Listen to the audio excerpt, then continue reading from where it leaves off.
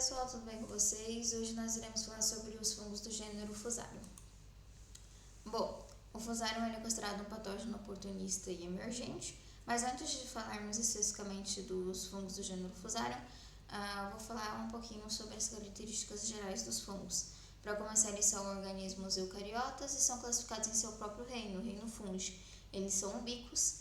E dizer que o micro-organismo é ubíquo significa dizer basicamente que ele é onipresente, que está presente em todo lugar, como por exemplo o solo, a água e o ar. E tem o principal objetivo de degradar a matéria orgânica. E embora apenas cerca de 200 espécies de fungos causem doenças em humanos, o número de patógenos oportunistas está crescente, especialmente porque a gente tem observado também o aumento da população de risco, como por exemplo o aumento de imunossuprimidos, que daí com isso a gente acaba criando um ambiente propício para que haja proliferação, por exemplo, desses fungos oportunistas e também fazendo com que eles passem a ter potencial de causar doença. Então, que eles passem a ter potencial patogênico. E o Fusarium vai ser um exemplo de um fungo filamentoso hialino.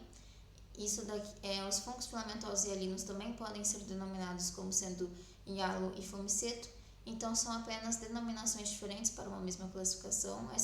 Eu dizer que um fungo é filamentoso hialino é sinônimo de dizer que o fungo é um hialo e fumiceto, que se tornou cada vez mais reconhecido como agente de infecção disseminada em pacientes imunossuprimidos. Aqui nós temos uma imagem, do Fusarium e a gente consegue observar aqui a sua forma filamentosa e hialina. Hialina significa dizer que algo não tem pigmentação ou tem uma afinidade bem fraca pela pigmentação, então podendo apresentar ali uma cor mais clara ou mesmo transparente. Bom, classificação taxonômica. O Fusarium é classificado como um fungo filamentoso, que também pode ser denominado como sendo um mofo. Aqui a gente observa novamente as formas filamentosas do Fusarium.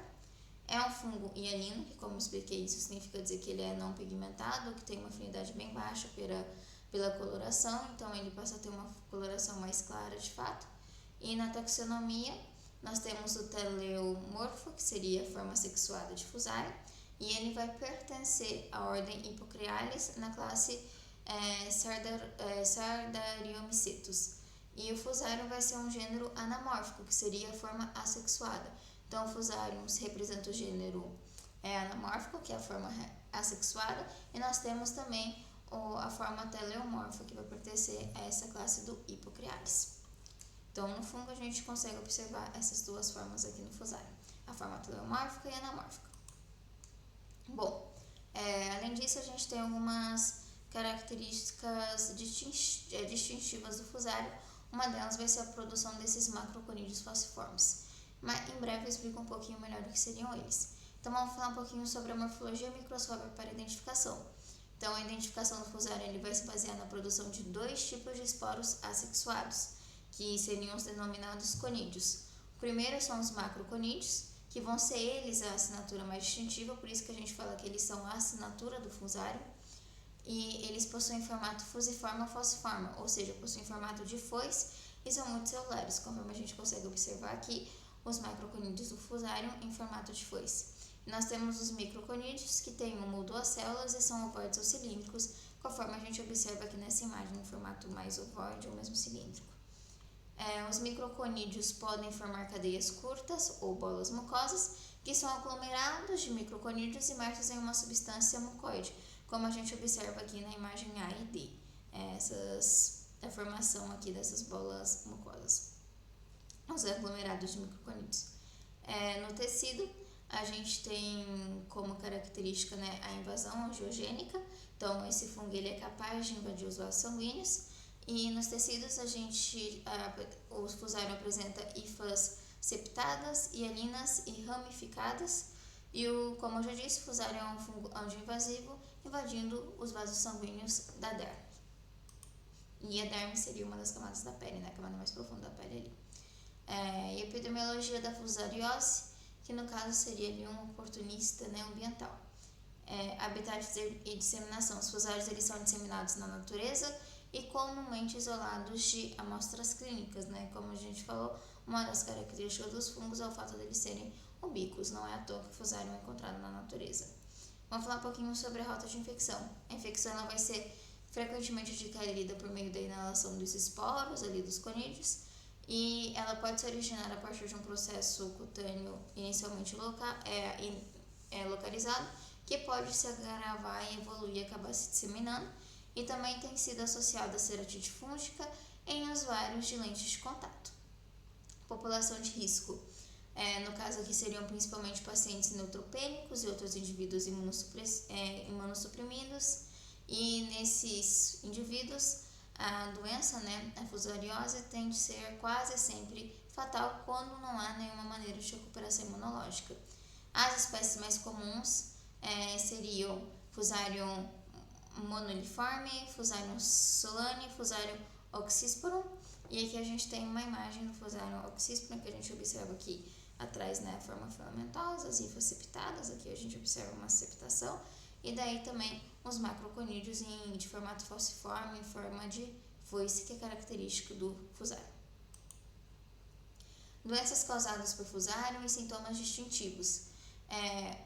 O Fusarium ele causa uma hialoifomicose, afinal de contas ele é um fungo filamentoso e hialino, E ele que seria um tipo de infecção causada por esse tipo de fungo, por fungos filamentosos e hialinos ou não pigmentados. A gente tem dois tipos, basicamente, as infecções localizadas e superficiais e a fusariose invasiva ou disseminada. Então, vamos começar listando as infecções localizadas, que seriam aquelas mais superficiais. A gente tem a ceratite fúngica, que ela vai ser comum em usuários de lentes de contato, que eu coloquei uma imagem, que a gente apresentou aqui a ulceração da córnea do indivíduo, por causa da contaminação pelo Fusarium. A gente tem também a onikomicose, que seria infecção nas unhas. A gente tem algumas infecções cutâneas, que vai se concentrar principalmente nas extremidades inferiores do corpo, então ali nas coxas, nas pernas, nos pés, e a gente vai observar essas lesões cutâneas principalmente em pacientes neutropênicos, e a gente pode ter a manifestação do micetoma eumicótico, que vai ser um processo infeccioso crônico, então ele vai tendo uma evolução mais insidiosa, e granulomatoso localizado, que envolve tecidos cutâneos e subcutâneos, e eu trouxe aqui uma imagem desse micetoma eumicótico. E nós podemos ter também sinusite, que seria a infecção dos seios paranasais. E a fusariose invasiva ou disseminada, a gente vai ter o aparecimento de vários nódulos cutâneos, purpúreos, com centro necrosado. Então, a gente observa aqui nessa imagem, que vai apresentar uma certa necrose, purpúreos talvez uma coloração um pouco mais escura, roxado por aí. E a infecção vai ser marcada pela angioinvasão, em que as hifas septadas e aninas e ramificadas invadem os vasos sanguíneos da derme, como eu já falei anteriormente, e pode envolver múltiplos locais, como os olhos, no caso ali da ceratite fúngica, trato respiratório, a pele, que a gente observou no micetoma eumicótico, nas lesões cutâneas, e até no aparecimento dos nódulos cutâneos da fusariose invasiva, e também a gente pode ter proliferação no sangue, que seria a tal fugemia. E ela vai ser quase sempre fatal quando não há recuperação imunológica do indivíduo. Então, se eu não tenho nenhuma maneira de eu conseguir recuperar esse sistema imunológico do indivíduo para que o próprio organismo do indivíduo consiga também combater essa infecção, o desfecho é quase sempre fatal. O diagnóstico se baseia principalmente numa alta suspeita clínica, que daí, como eu já disse, a fusariose disseminada ela vai ser bastante associada a lesões de pele e cultura de sangue positivas, e o diagnóstico ele tem que ser feito de maneira rápida, já que a gente apresenta uma alta letalidade no caso da fusariose disseminada. A gente pode ter culturas de sangue, porque em contraste com a aspergilose invasiva, na qual a cultura de sangue são frequentemente negativas, em torno de 75% dos pacientes com fusariose apresentam culturas de sangue positivas. O Fusarium também pode ser isolado do escarro, lavado broncoalveolar e em biópsias. E a gente tem exames microscópicos e histopatologia. Então, o isolamento do fungo em cultura é o método mais sensível. A gente pode ter a biópsia de nódulos cutâneos, que vão revelar hifas septadas e hialinas, característica do fungo, e ramificadas, que vão invadir os vasos, já que o fungo tem como característica a angioinvasão. E a identificação no tecido vai ser mais difícil, pois as hifas de Fusarium são morfologicamente indistinguíveis de outros fungos hialinos septados, como o aspergillus, já que o aspergillus também vai apresentar hifas septadas hialinas ramificadas. Identificação definitiva vai ser necessária, né? Cultura do tecido infectado para observar estruturas morfológicas únicas em escala microscópio, como por exemplo os macroconídeos falciformes. Então, assim, embora o fusário apresente a mesma morfologia do aspergillus, por exemplo, que seria a questão de apresentar hifas septadas hialinas e ramificadas, o fusário, diferentemente do aspergillus, vai apresentar esses macroconídeos falciformes. Por isso que esses macroconídeos acabam se tornando uma característica distintiva, porque se eu observo as hifas hialinas septadas e ramificadas por si só, não são suficientes para eu denominar que é o fusário. Mas se eu observo essas hifas hialinas septadas e ramificadas em associação com esses macroconídeos falciformes, daí sim eu consigo dar um diagnóstico mais certeiro e deduzir que se trate de uma infecção por fusário. Estratégia de tratamento, aqui basicamente vai ter uma certa complexidade, porque a gente vai precisar superar a resistência desse fungo a certos medicamentos. Como eu disse, o tratamento da fusariose é difícil e a recuperação imunológica vai ser sim um fator determinante, porque como nós vimos anteriormente, em pacientes imunossuprimidos em que a gente não consegue ter uma recuperação imunológica, acontece a morte quase sempre, né? O desfecho quase sempre é fatal. Resistência a antifúngicos, o fusário frequentemente demonstra resistência à anfotericina B in vitro, que seria a anfotericina B clássica, em que vai apresentar, por exemplo, maior nefrotoxicidade. E a infecção invasiva é comum em pacientes tratados com essa anfotericina B in vitro, essa anfotericina B clássica. E também eles são inativos contra equinocandinas. Então, basicamente, as equinocandinas elas não conseguem inibir a proliferação ou mesmo matar esse fungo de maneira clinicamente eficaz. E tratamentos recomendados seria o uso de formulações lipídicas de anfotericina B. Então, a gente que tem como característica, por exemplo, essa formulação lipídica, ela ser menos nefrotóxica do que a formulação clássica, que seria observada na anfotericina B in vitro, que inclusive, como a gente já disse, o fusário apresenta sim resistência à anfotericina B in vitro, embora ele seja suscetível às formulações lipídicas de anfotericina B. E também nós temos os anzóis de amplo espectro, voriconazol e vasoconazol, que têm sido administrados com sucesso em casos refratários à anfotericina B. E o voriconazol é geralmente ativo contra o fusário. Prevenção e controle seria um tratamento eficaz que deve incluir grandes esforços na recuperação imunológica do paciente para possibilitar que o organismo do próprio indivíduo consiga combater essa infecção. E agora a gente vai para o resumo do perfil de fusário. Classificação, ele é o fungo filamentoso hialino, apresentando hifas septadas, ramificadas hialinas.